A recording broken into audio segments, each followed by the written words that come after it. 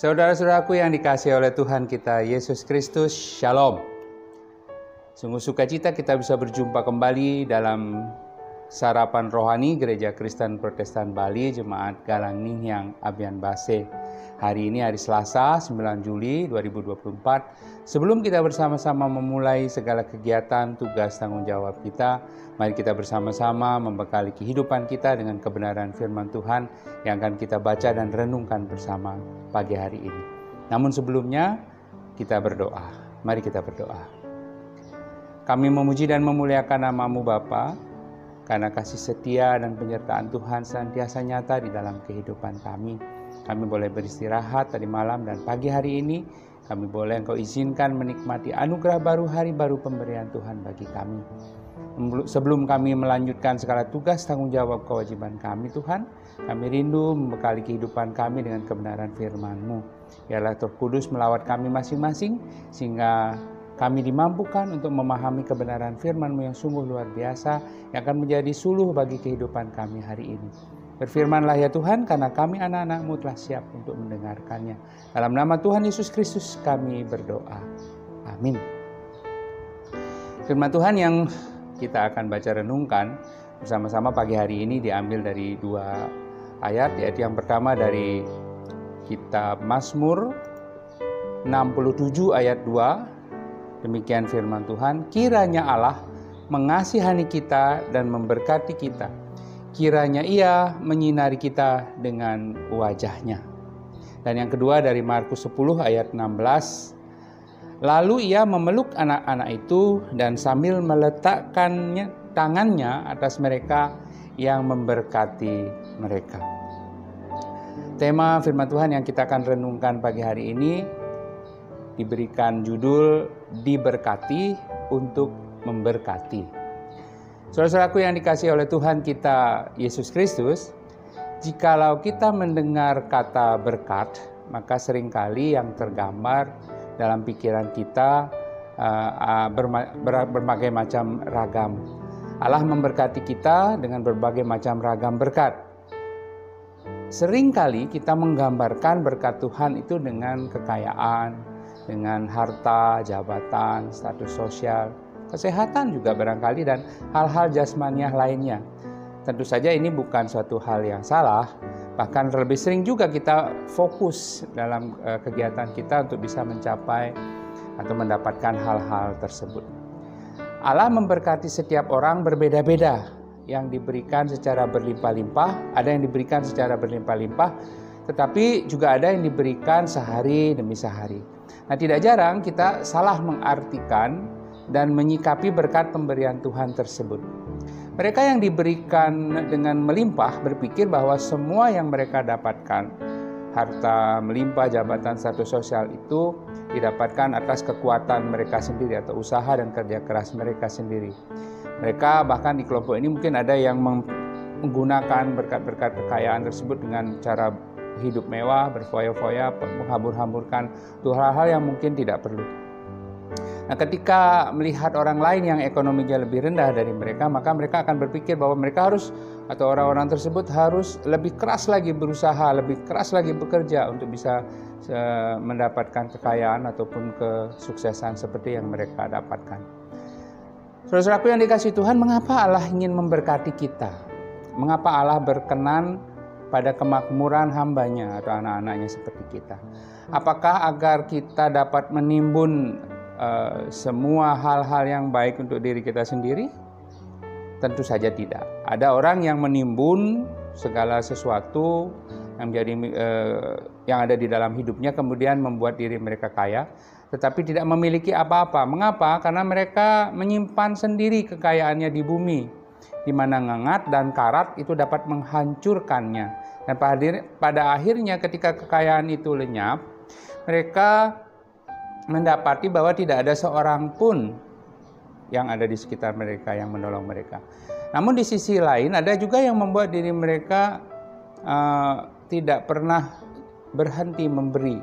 Apapun yang ia punya, ia bagikan kepada orang-orang di sekitarnya, mengorbankan harta untuk kepentingan orang lain yang lebih membutuhkan tentunya. Alkitab mengatakan orang-orang seperti ini memiliki kekayaan besar karena ia meletakkan dirinya sendiri, meletakkan hartanya itu di sorga. Saat ia membutuhkan, ia akan mendapati orang-orang berkumpul di sekelilingnya dan untuk mengulurkan tangan membantunya. Menerima itu tentu saja baik, tetapi memberi jauh lebih baik. Nah, pepatah ini menekankan bahwa budaya memberi adalah budaya yang baik untuk dikembangkan. Budaya ini adalah berakar dari kebaikan. Sebagai orang yang percaya kepada Tuhan kita Yesus Kristus, kita adalah para pelayan-pelayan Tuhan yang seharusnya menabur kebaikan. Saat Tuhan memberkati kita dengan kebaikannya, Dia juga mengharapkan kita mampu menyalurkan kebaikan bagi orang lain. Tuhan memberkati kita untuk menjadi berkat bagi orang lain. Tuhan mau kita melakukan hal yang sama. Karena ukuran yang kita pakai untuk memberkati orang lain akan menjadi tolak ukur berkat yang kita terima. Jika kita tidak menahan berkat bagi orang lain, maka kita akan menerima takaran yang dipadatkan, digoncangkan, dan yang meluber keluar. Inilah alasan Tuhan memberkati kita dan menjadikan kita kaya untuk bisa membagi berkat kita kepada orang lain, bukan untuk diri kita sendiri. Saat kita memberkati orang lain, kita secara tidak langsung menghadirkan penyertaan Tuhan, Sang Immanuel, di dalam kehidupan orang lain juga. Allah tentu saja memberkati umatnya dengan berbagai macam cara. Hal tersebut di atas kekayaan jasmani, kesuksesan itu adalah salah satunya. Namun sesungguhnya berkat terbesar dan teramat indah yang Allah berikan bagi umatnya adalah anugerah keselamatan. Nah, berbicara tentang keselamatan berarti berbicara tentang karya penebusan yang dilakukan oleh Tuhan kita Yesus Kristus melalui kematian dan kebangkitannya. Olehnya manusia memperoleh pengharapan yang diselamatkan. Asalkan kita percaya kepada Tuhan kita Yesus Kristus. Setiap orang yang percaya kepadanya tidak binasa, melainkan beroleh hidup yang kekal. Apa arti keselamatan? Bisa diartikan dilepaskan, dibebaskan dari hukuman kutuk maut akibat dari dosa-dosa yang kita telah perbuat. Keselamatan tidak dapat kita raih dengan kekuatan kita sendiri, tetapi keselamatan itu adalah anugerah dari Tuhan. Manusia berusaha mengatasi perbuatan dosanya dengan berbagai perbuatan baik, amal, dan melakukan ajaran agama dengan harapan dosanya diampuni dan bisa masuk surga. Menerima keselamatan berarti kita juga menerima tanggung jawab. Tanggung jawab kita adalah menjaga seluruh hidup kita supaya hidup kita dalam kesucian, kekudusan, dan kebenaran Allah. Dengan menerima keselamatan, kita tidak boleh hidup lagi seperti cara hidup yang lama, hidup di dalam dosa. Menerima keselamatan dalam Tuhan Yesus Kristus artinya kita telah menerima kehidupan yang baru. Kita harus meninggalkan cara hidup yang lama karena di dalam Kristus kita dilahirkan kembali. Karya keselamatan yang adalah anugerah Allah ini harus juga dibagikan kepada orang lain, sehingga semua orang yang percaya kepada Tuhan, percaya kepada Kristus diselamatkan. Kalau kita sudah menerima anugerah keselamatan itu, maka hargailah keselamatan ini sebagai pemberian yang tidak ternilai dan kerjakanlah keselamatan ini dengan takut dan gentar selama kita masih menumpang hidup di dunia ini. Karya keselamatan yang adalah anugerah Allah harus kita berikan juga, harus kita sebarkan juga kepada orang-orang lain, sehingga setiap orang menjadi percaya kepada Kristus dan diselamatkan. Kiranya Tuhan memberkati kita hari ini. Tuhan Yesus berserta dengan kita. Shalom. Kita berdoa. Terima kasih Tuhan atas pemeliharaan dan penyertaan Tuhan dalam kehidupan kami. Melalui setiap usaha pekerjaan kami, Engkau menyertai dan memberkati kami. Sehingga kami dimampukan menjalani kehidupan kami, memenuhi segala kebutuhan kehidupan kami dan keluarga kami.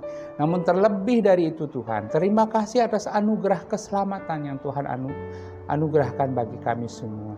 Biarlah kami tetap hidup di dalam tubuh yang baru, lahir kembali dari tubuh Kristus yang telah berkorban di kayu salib bagi kami semua.